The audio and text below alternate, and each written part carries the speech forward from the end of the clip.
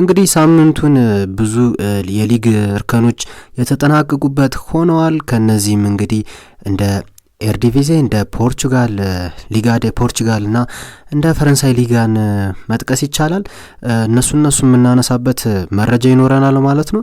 ነገር ግን በቅድሚያ ለመጥቀስ ያክል የእንግሊዝ ፕሪሚየር ሊግን መጥቀስ ይኖርብናል።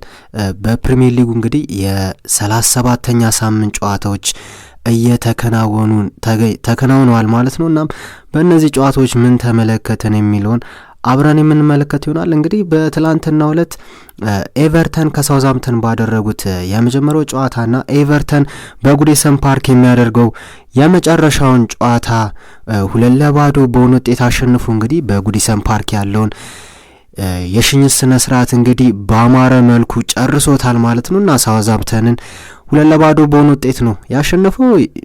ሳውዝሃምፕተን እነዚህ ቅዱሳኖቹ እንግዲህ መውረዳቸውን ያረጋገጡ ክለብ መሆናቸው ይታወቃል። ታዲያ ለኤቨርተንም ኪሊማን እንጃይ ሁለቱንም ጎሎች ማስቆጠር የቻለበትን ሁኔታ ነው የተመለከት ነው። ሌላው እንግዲህ ዌስትሃም ከኖቲንጋም ፎረስት የተገናኙበት ጨዋታ ነው። ፎረስት ከብዙ ቆይታዎች በኋላ ከብዙ ጨዋታዎች በኋላ ድልን ያገኘበት ጨዋታ ሆኖ ተመዝግቦለታል። እንግዲህ ፎረስት ከጥቂት ጊዜያት በፊት ለሻምፒየንስ ሊግ መግባቱን እርግጠኛ እስከምንሆን ድረስ የምናወራለት አይነት ክለብ ነበረ። ነገር ግን አቋሙ ቀንሶ ዌስትሃምን እስኪያሸንፍ ድረስ እንግዲህ ብዙ ተከታታይ ነጥቦችን በመጣል ለሻምፒየንስ ሊግ ቦታ ለመፋለም ያለውን ብቃት መቀነሱን ተከትሎ እንግዲህ አሁን ታች ደረጃ ላይ ይገኛል ማለት ነው። እና 2-1 በሆነ ውጤት ነው ዌስትሃምን ያሸነፈው። እንግዲህ ጎሎችንም ሞርጋን ጊብስ ዋይት እና ሚሊንኮቪች 61ኛው ደቂቃ ላይ ባስቆጠሩ ግብ 2-0 ሲመሩ፣ እንዲሁም ጃሬድ ቦወን ለዌስትሃም ማስተዛዘኛውን ጎል 86ኛው ደቂቃ ላይ ማስቆጠር ይችላል። ሌላኛው ጨዋታ እንግዲህ ንቦቹ ከፉልሃም ያደረጉት ጨዋታ ነበር። እንግዲህ በብሬንትፎርድ ሜዳ ፉልሃሞች ተጉዘው 3-2 በሆነ ውጤት ነው ማሸነፍ የቻሉት። ግቦቹንም ራውል ሄሚኔዝ፣ ቶም ኬርኒ እና ዊልሰን ነው ማስቆጠር የቻሉት። እንዲሁም ለብሬንትፎርድ ደግሞ የረን ዊሳና ብሪያን ሙቦይሙ ናቸው ማስቆጠር የቻሉት ማለት ነው። ቀጣዩ ጨዋታ ሌስተር ከኢፕስዊች ነው። እንግዲህ ይሄ ጨዋታ ብዙ የሚወራለት ጨዋታ ነበር።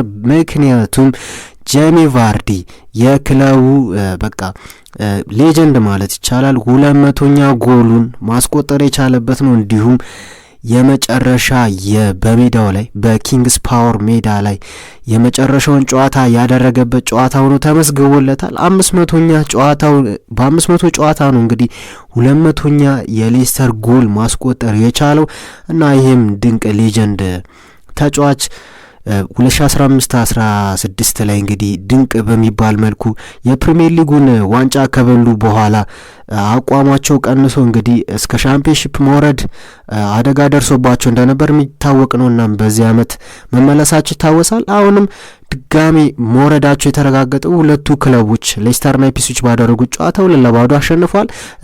የቀሪዋን ግብ ደግሞ ማካቲር ነው ያስቆጠረው እና ሌስተርም 2-0 አሸንፎ ጄሚ ቫርዲን በተገቢው መልኩ የሜዳውን የመጨረሻውን ጨዋታ ሽኝት አድርገውለታል። በሌላ መልኩ አርሰናል ኒውካስትልን 1-0 ያሸነፈበት ጨዋታ ነው። እንግዲህ ዴክላን ራይስ 55ኛው ደቂቃ ላይ ያስቆጠራት ግብ አርሰናልን አሸናፊ አድርጋ እንድትወጣና እንዲሁም የሻምፒየንስ ሊግን ቦታ ማግኘቱን እንዲያረጋግጥ ሆኖለታል ማለት ነው። እንግዲህ አርሰናል ከጥቂት ጊዜያት በፊት ለሻምፒዮናነት እየተፎካከረ የነበረ ቲም ነው መሆኑን እናስታውሳለን።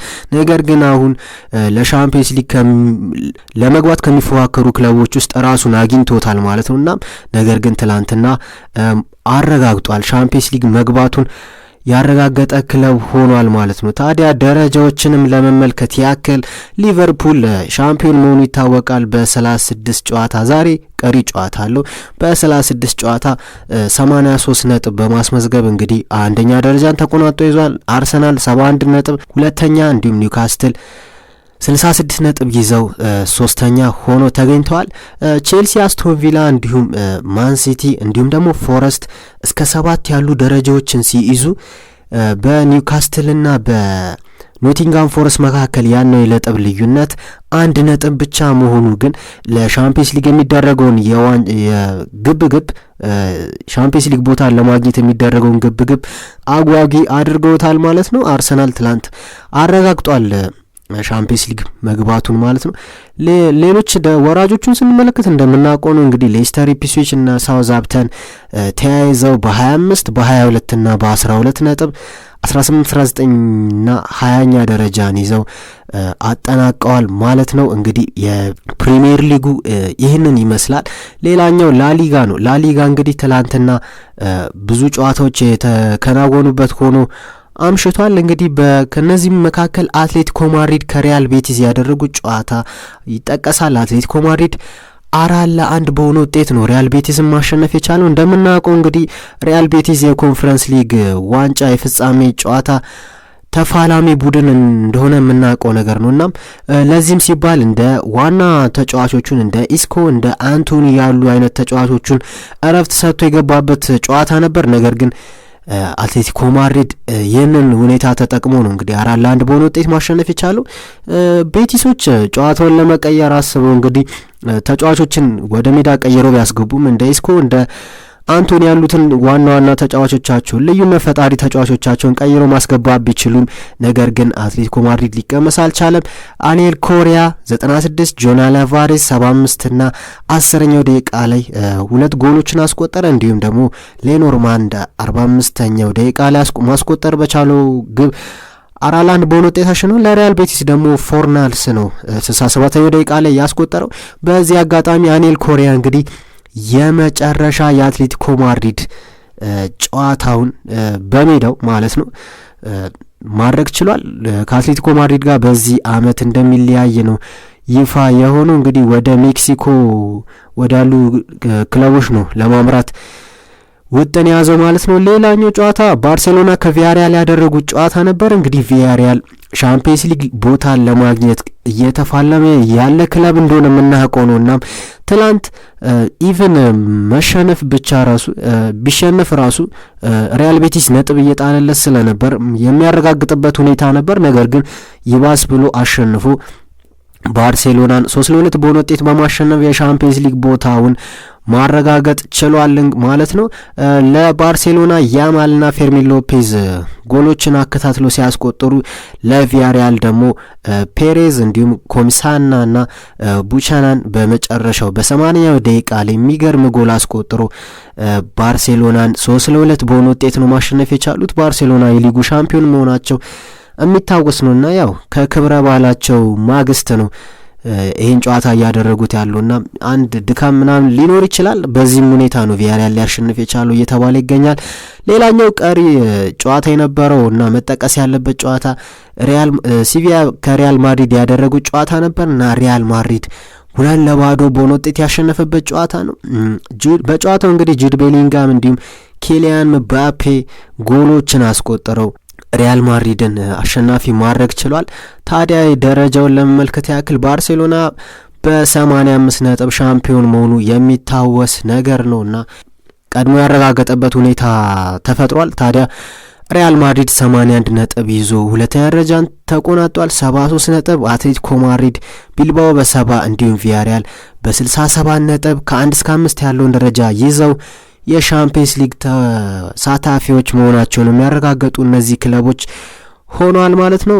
ሌጋኔዝ፣ ላስ ፓልማስ እና ሪያል ቫላዶሊድ ወራጅ ቀጠና ውስጥ ሲገኙ ላስ ፓልማስ እንዲሁም ሪያል ቫላዶሊድ ያረጋገጡት ክለቦች ሲሆኑ ሌጋኔዝ ከኤስፓኞል ጋር ላለመውረድ ከሚፎካከርበት የመጨረሻ አንድ ጨዋታ ይቀሯል። የ2 ነጥብ ርቀት ነው ያላቸው። ኤስፓኞል 39 እንዲሁም ሌጋኔዝ 37 ነጥብ ይዘው 17 እና 18 ላይ ይገኛሉ። ቀሪ እንግዲህ ቀጣይ ጨዋታቸውን የመጨረሻ ጨዋታቸውን ሌጋኔሶች ማሸነፍ የሚችሉና ኤስፓኞሎች ነጥብ የሚጥሉላቸው ከሆነ ሌጋኔስ የመቅረት ቻንስ ይኖራቸዋል በዚህ በላሊጋው ውድድር እርከን ላይና ይህም አንዱ አጋጣሚ ሆኖ አልፏል። በሌላ ጨዋታ ስንመለከት የጣሊያን ሴሪያ እንመለከታለን። እንግዲህ ትላንት በጣም አጓጊ ከሚባሉ ሊጎች እንግዲህ ጣሊያን ሴሪያ ሆኖ ተገኝቷል። ምክንያቱም እስከ 37ኛው ሳምንት ድረስ አሸናፊው ሊለይ አልቻለም። ትላንት ደግሞ ድራማ የሆነ የጨዋታ ክስተት ነበር የተፈጠረው። ከነዚህ መካከል ኢንተር ከላዚዮ ያደረጉት ጨዋታ ነው። ኢንተር 2 አቻ በሆነ ውጤት ነው ከላዚዮ ጋር ጨዋታውን የፈጸመው። እንዲሁም ፓርማ ከናፖሊ 0-0 በሆነ ውጤት ነው የተጠናቀቀው። እንግዲህ ናፖሊ በፓርማ ሜዳ ተጉዞ ቀለል ያለ ድልን ይጎናጫል ሲባል የነበረ ቢሆንም ነገር ግን ናፖሊ ከባድ ሆኖበት የፓርማ ሜዳ ከባድ ሆኖበት አምሽቶ እንግዲህ ናፖሊ ነጥብ ጥሏል ማለት ነው። በጨዋታው አጋጣሚ እንግዲህ ናፖሊ ፔናልቲ ባገኘበት ቅጽበት ኢንተር ሚላን የማሸነፊያን ጎል አስቆጥሮ ነበረ። ታዲያ የናፖሊን ፔናልቲ ተሽሮ የኢንተር ሚላንም ጎል ተሻረና ኢንተር እንግዲህ ሊጉ እንግዲህ በቃ አጓጊ እንደሆነ ያመሸበት ክስተት ሆኖ ተፈጥሯል። እንግዲህ ሌላኛው ጨዋታ ሮማ ከኤሲ ሚላን ያደረጉት ጨዋታ ነው። ሮማ 3-1 በሆነ ውጤት ኤሲ ሚላንን ማሸነፍ ችሏል። እንዲሁም ጁቬንቱስ ከዩዲኒዜ 2-0 በሆነ ውጤት የተጠናቀቀ ጨዋታ ነው። ታዲያ ደረጃ ለመመልከት ያክል ናፖሊ አንደኛ ደረጃን ተቆናጦ ሲይዝ፣ ሁለተኛ እንግዲህ ኢንተር በ78 ነጥብ በአንድ ነጥብ ልዩነት ነው። ናፖሊ በ79 ኢንተር ሚላን በ78 ነጥብ ይከታተላሉ።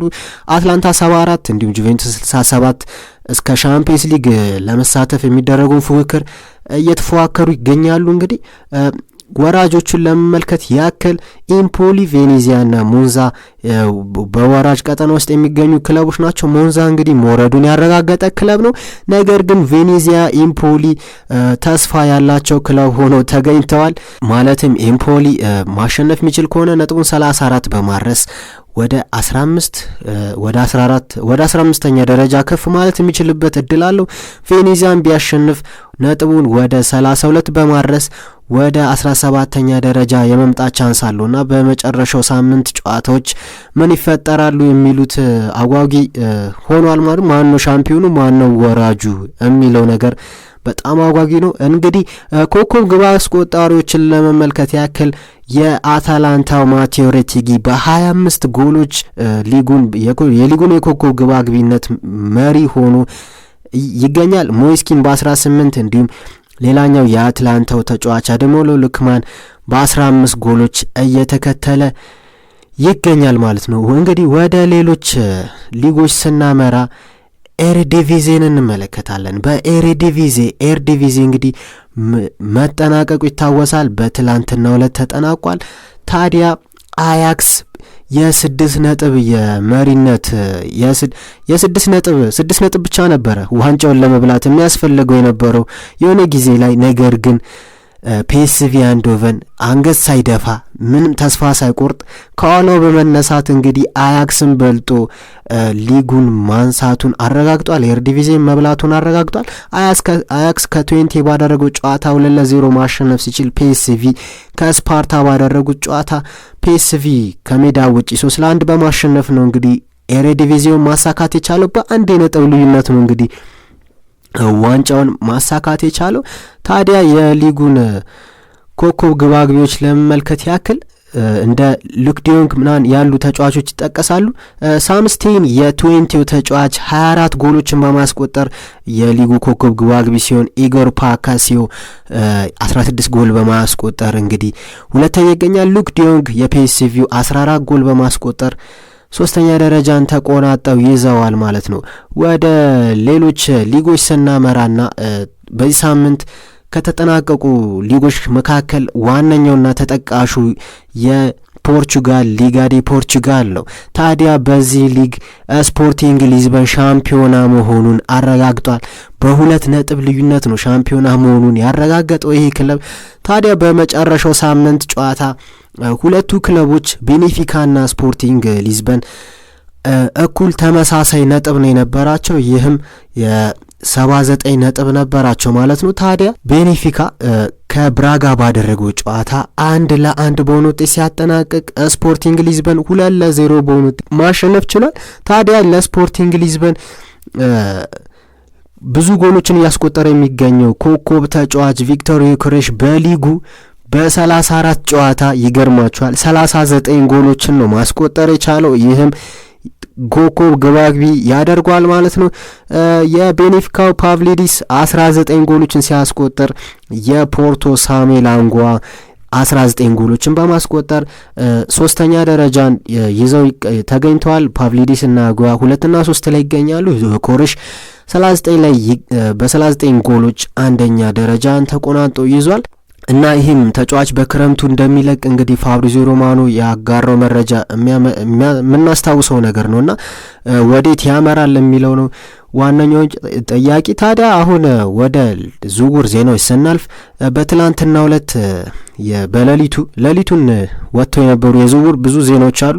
ከነዛ መካከል ማንቸስተር ዩናይትድ ለብሬንትፎርዶች 65 ሚሊዮን ዩሮ ማለትም 54 ሚሊዮን ፓውንድ ለካሜሮናዊ የመስመር አጥቂ ብራያን ምቤሞ አቅርበዋል ሲል ነው እየተናገረ ያለው ፊቻጄስ የስፔኑ ጋዜጣ ፊቻጄስ ነው ይህን ዜና ያጋረው። ታዲያ ማንቸስተር ዩናይትድ ይህን ተጫዋች ለማስፈረም ውጤም ይዞ ሄዷል ነው እየተባለ ያለው። አልናስር እንግዲህ በ40 ዓመቱ ይሄ 40 ዓመት ድንቅ ወጣት ተጫዋች ማለት ይቻላል ከብራዚሊያን ክለቦች የናስፈረመ ጥያቄ ቀርቦለታል ሲል ነው ማርካ ያስነበበው። ታዲያ ለዚህ ክለብ ስሙ አልተጠቀሰም። እዚህ ክለብ ለዚህ ክለብ የሚፈርም ከሆነ ታዲያ የፊፋ የዓለም ክለቦች ዋንጫ መሳተፍ ይችላል ነው እያለ የሚገኘው ማርካና እንደነ ፓልሜራስ ያሉ አይነት ክለቦች እንደሚሳተፉ ይታወቃል የፊፋ የዓለም ክለቦች ዋንጫ ላይ። ታዲያ ምናልባት ይህ ክለብ ሊሆን ይችላል ነው ዋነኛው ጥያቄ። አስቶን ቪላ የባርሴሎናውን የፊት መስመር ተጫዋች 25 ዓመት ተጫዋቹን ፌራን ቶሬዝን ለማስፈረም እስከ 50 ሚሊዮን ዩሮ እያዘጋጁ ነው ሲል ነው ሙንዶ ዲፖርቲቭ እየገለጸ የሚገኘው። እንግዲህ ሌሎች ዜናዎች ስንመለከት የሊዮኑ የ21 ዓመት ኮከብ ተጫዋች ራያን ቼርኪ በማንቸስተር ዩናይትድ እና በሊቨርፑል እንደሚፈለግ ይታወቃል ሲል ነው ጎል ይዞት የወጣው ዘገባ እንደሚያመለክተው። እናም በዚህ ክረምት እንደሚለቅ ደግሞ እርግጥ መሆኑ ይታወቃል የተጫዋች። ታዲያ ወዴት ይሄዳል ነው ዋነኛው ጥያቄ። እናም በክረምቱ የምንመለከተው ይሆናል። ሌላው በማንቸስተር ዩናይትድ ዙሪያ የስፖርቲንጉን አማካይ ፔድሮ ጎንካልቬስን ማስፈረም ይፈልጋሉ ነው እየተባለ ያለው። ቲም ቶክ ይዞት እንደወጣው መረጃ ከሆነ ይህን የ26 ዓመት ድንቅ የአማካይ ስፍራ ተጫዋችን በዚህ ክረምት ለማስፈረም ፍላጎት አላቸው እያለ ይገኛል። ባየር ሙኒክ በሌሮይ ሳኔ ዙሪያ ጥርጥር እንዳለባቸውና በዚህ ክረምት ሊቆይ እንደማይችል ነው እየተጠራጠሩ እንደሚገኙ ነው የቢልድ የጀርመኑ ጋዜጣ ይዞት የወጣው መረጃ እንደሚያመለክተው። የ29 ዓመት የመስመር አጥቂ ተጫዋች የግል ወኪሉን ከቀየረ በኋላ ከሙኒክ ጋር የሚያደርጋቸው የኮንትራት ንግግሮች እንግዲህ ውሃ የሚደፉ አልነበሩም፣ ስምምነት ላይ የሚደርሱ አልነበሩም ማለት ነው። ታዲያ ይህም አንድ የሚያሰጋ ነገር ሆኗል። ታዲያ ለዛሬ ይዘንላቸው የቀረቡ ጥንቅሮች እነዚህን ይመስላሉ።